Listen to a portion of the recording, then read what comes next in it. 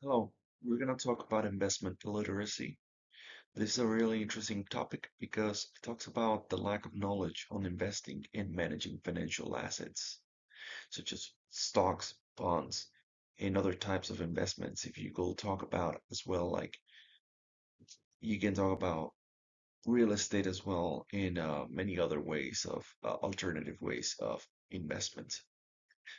Financial illiteracy talks about a more broad idea of like compounding interest rates and just financial decisions that go with pretty much everything in a daily life or a business related. And they go in hand because they are related and they're both used in like I said, business and as individual as well. Okay, to be more specific with what I'm going to talk about, to make it shorter, I will talk about stock ownership, and we're going to be more broad in stocks. So, according to Gallup, about 62% of adults own stocks, and there's a level increase since 2015 that has increased 7% to 2024. However, there's been so the market participation it's more there's less people there's in the demographics as females own less stocks, black and Hispanic, in that demographic they own less stocks, and in that type of assets are not as common in these groups. However, it has increased, and that's a very positive thing. So there are many negative impacts to the individual.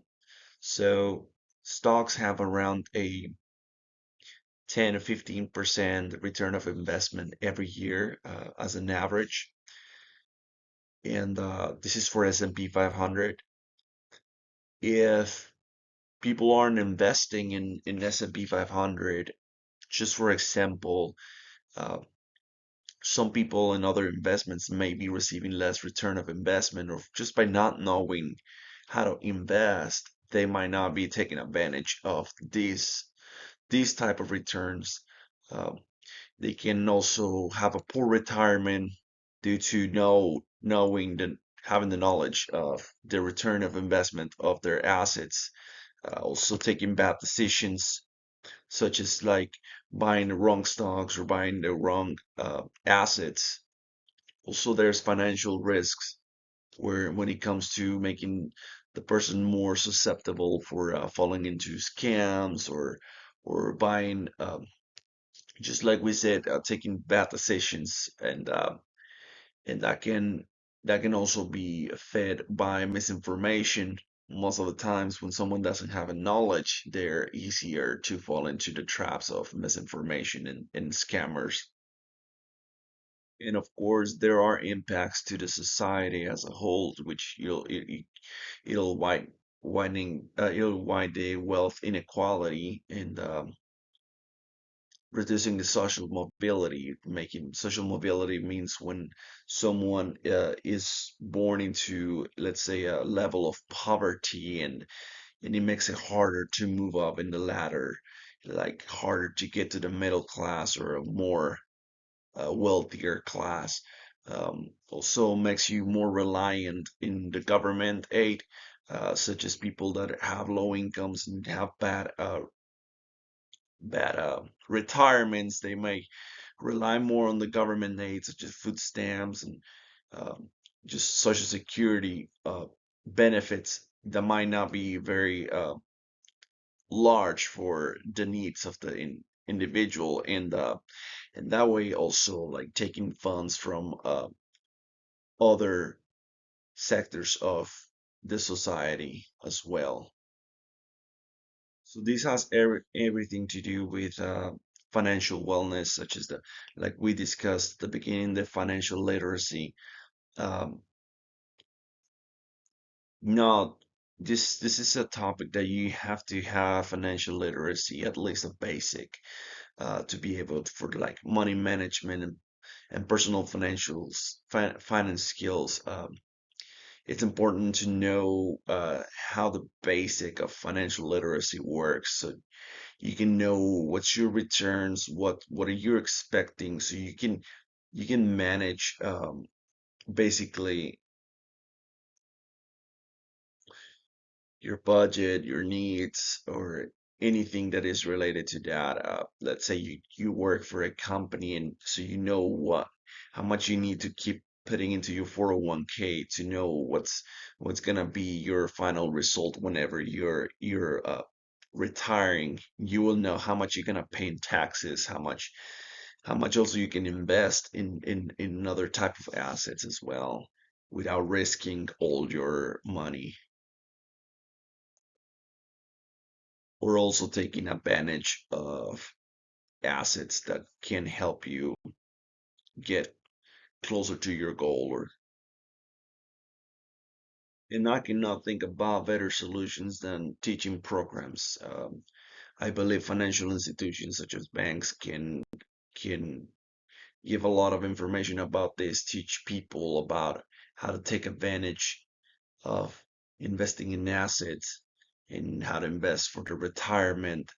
I think it's very important for financial institutions to do this because the healthier their customer is, the more money this bank will receive in deposits. So it's important for them as well as schools. It's important to get children and teenagers how to well know how to but to learn how to improve and how to learn these financial resources and skills and tools. Um, Also, workplaces should be able to explain their workers how to invest in their retirement accounts so they can have a better worker, and they have a better outlook for whenever they retired, instead of just letting them just basically telling them and letting them go by themselves without having an instruction of how they can better themselves.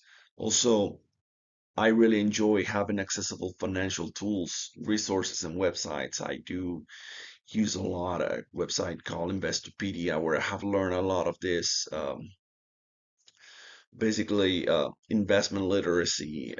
It's great to make questions and get those answers, well as experts talking about different types of assets and how everything works. And basically you can learn a lot from resources like this, and also having having investment applications or websites where you can easily get access to these assets is a really great tool. Such as I really enjoy having a Robinhood, who makes it very easy to buy anything and see your returns in there. And it's great. Also there needs to be a cultural change in how we invest, and to invest in the right products, to invest in the right assets, and not just either follow trends or just not invest, and either not taking opportunities or just taking risky decisions. Here you will find all the resources where I got most of this information, and thank you very much for listening.